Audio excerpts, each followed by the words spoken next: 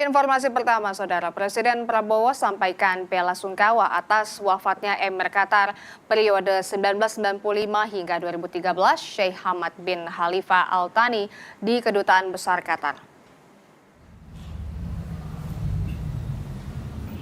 Setibanya di Kedutaan Besar Qatar, Presiden disambut Menteri Luar Negeri Sugiono dan Duta Besar Negara Qatar untuk Indonesia Sultan bin Mubarak saat di Adosari.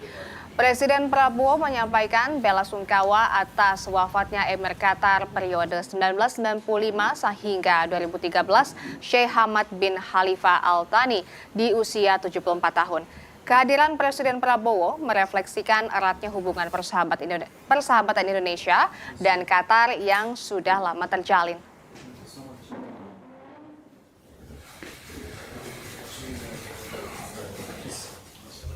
Wakil Presiden Gibran Rakabuming melakukan kunjungan kerja di Palembang, Sumatera Selatan.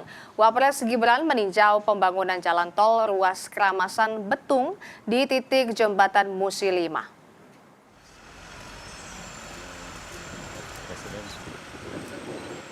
Tiba di jembatan Musi 5 yang merupakan jembatan di ruas tol Kramasan Betung, Wapres Gibran Rakabuming mendengar penjelasan perkembangan ruas tol Trans Sumatera yang ada di Sumatera Selatan.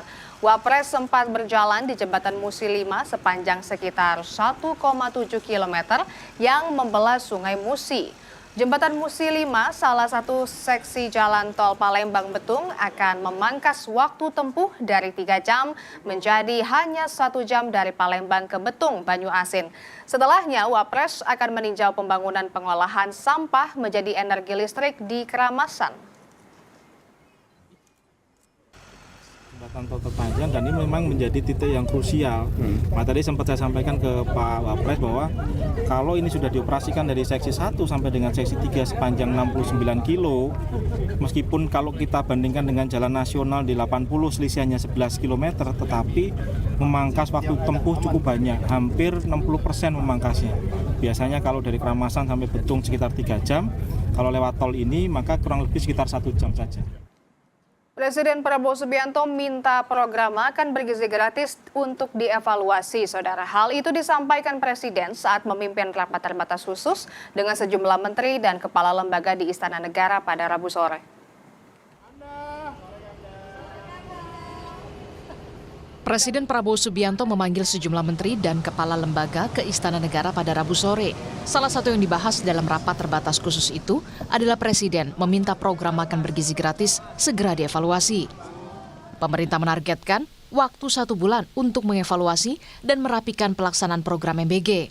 Evaluasi ini dilakukan guna mengatasi berbagai hambatan dan indikasi penyalahgunaan di lapangan. Menteri Koordinator Bidang Pangan Zulkifli Hasan bilang, pemerintah tengah mengkaji mendalam program MBG selama 1 bulan ke depan. Langkah ini diambil untuk menyelesaikan sejumlah persoalan, mulai dari indikasi penyalahgunaan, penentuan penerima, hingga kelengkapan administrasi. Zulhas menambahkan, setelah proses evaluasi selama 1 bulan selesai, pihaknya akan segera melaporkan hasilnya kepada Presiden untuk mendapat keputusan final. Tadi mengenai MBG, akan menyelesaikan persoalan-persoalan yang selama ini menjadi hambatan atau penyalahgunaan. Kami minta waktu 1 bulan, ya, 1 bulan lagi, 1 bulan untuk menyelesaikan, merapikan. Setelah itu langkah-langkah berikutnya kami akan laporkan Bapak Presiden untuk nanti diputuskan, diberi arahan seperti apa keputusan akhirnya. Tetapi kami akan mengkaji lebih mendalam 1 bulan dari hari ini. Usai rapat terbatas khusus di Istana Negara, Wakil Kepala BGN Agustina Arumsari bilang, Presiden menginstruksikan agar program ini tepat sasaran dan mengkaji alternatif skema penyaluran MBG. Kedepannya, program ini akan lebih difokuskan bagi masyarakat kelas bawah, daerah tertinggal dan wilayah dengan angka stunting tinggi. Pak Presiden minta dikajilah benar-benar setiap kebijakan yang akan diambil. Tidak perlu terburu-buru, itu pesan dari Pak Presiden. Ya, karena memang tidak mudah mengambil sebuah kebijakan untuk jutaan orang. Kan ini sudah 63 juta menerima manfaat. Memang tidak mudah. Jadi seperti tadi, misalnya ada sekolah negeri atau sekolah apa ya, yang ada muridnya katakanlah 50% desilnya menengah sedikit ke bawah, menengah sedikit ke atas. kan berarti nanti jangan sampai ada yang terima, ada yang tidak. Pertimbangkan secara psikologis, pertimbangkan dari aspek ini, pertimbangkan dari aspek ini. Nah, Pak Presiden meminta kami mengkaji lagi yang seperti itu. Kami diberi waktu kurang lebih 1 bulan. Dalam ratas khusus itu, Presiden juga meminta seluruh kementerian turut membantu BGN dalam membenahi data jutaan penerima manfaat MBG agar tepat sasaran. Tim Liputan, Kompas TV. Informasi lainnya, Saudara, Wakil Menteri Energi dan Sumber Daya Mineral Yulio Tanjung menanggapi kelangkaan bahan bakar minyak hingga memicu antrean kendaraan di sejumlah SPBU berbagai daerah.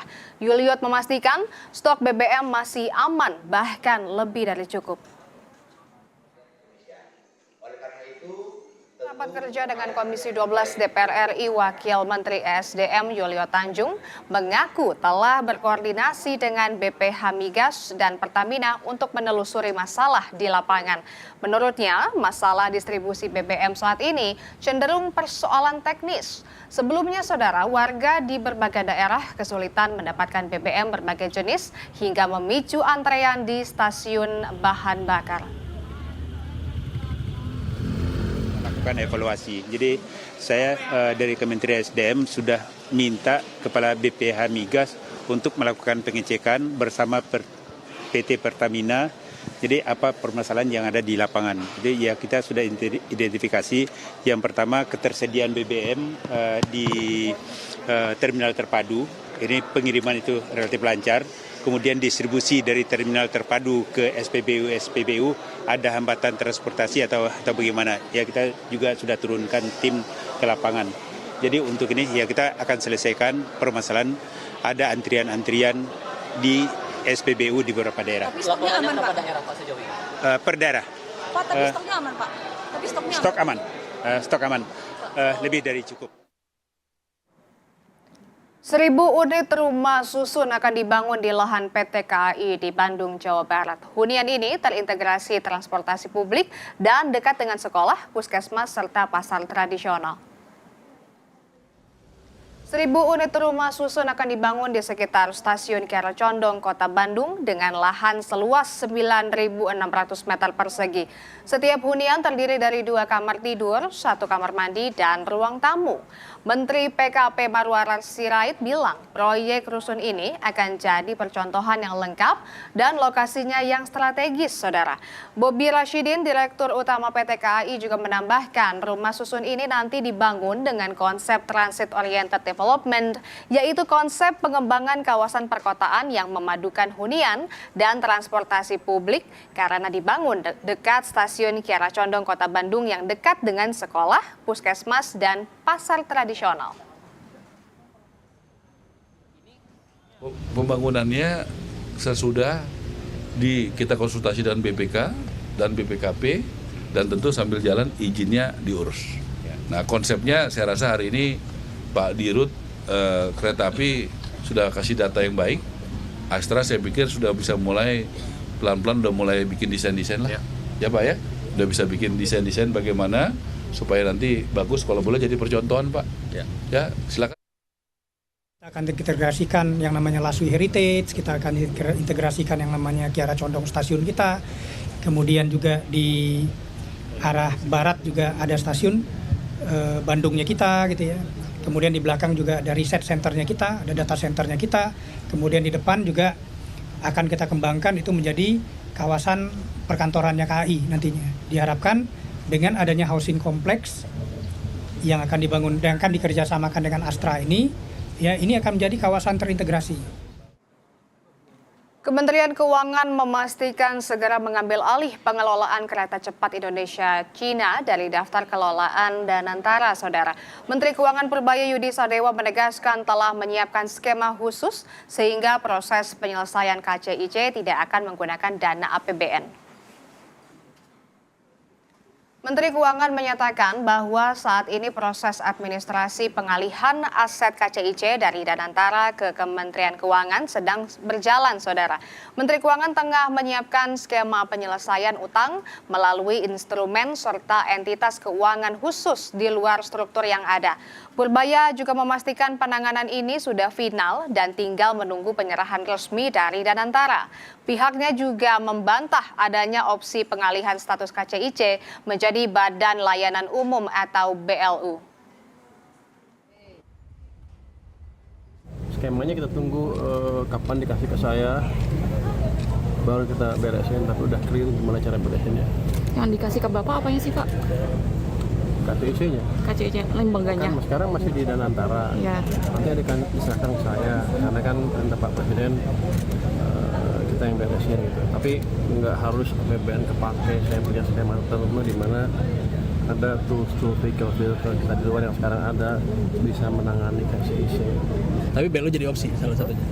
Waktu itu sempat ada omongan gitu juga Pak sebelumnya. Saya bilang nggak ada. Danantara? Nggak ada, pokoknya dikasih ke saya beresin. Saudara, Palang Merah Indonesia Jawa Timur telah memetakan 11 kabupaten di Jawa Timur berstatus siaga darurat kekeringan. Informasi selengkapnya usai jeda, Saudara.